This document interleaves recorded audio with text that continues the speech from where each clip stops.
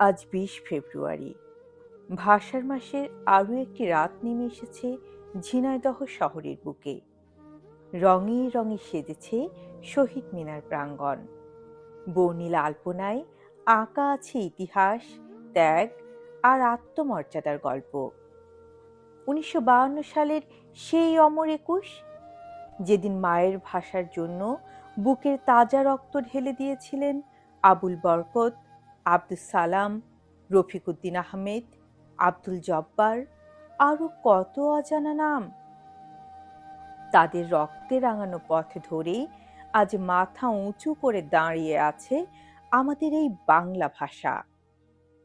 ঝিনাইদহের কেন্দ্রীয় শহীদ মিনার শুধু একটি স্থাপনা নয়, এটি আমাদের অহংকার, আমাদের চেতনা, আমাদের পরিচয়।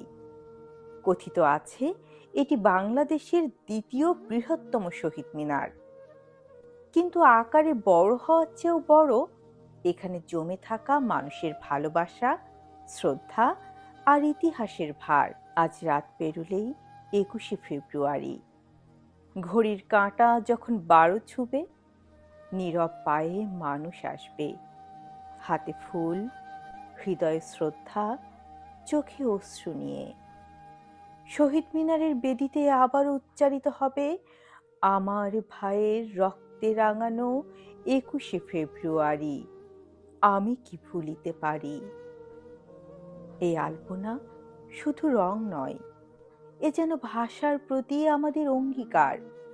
মিথ্যা, অন্যায় আর অশুদ্ধতার বিরুদ্ধে সত্য ও শুদ্ধ বাংলার প্রতিশ্রুতি।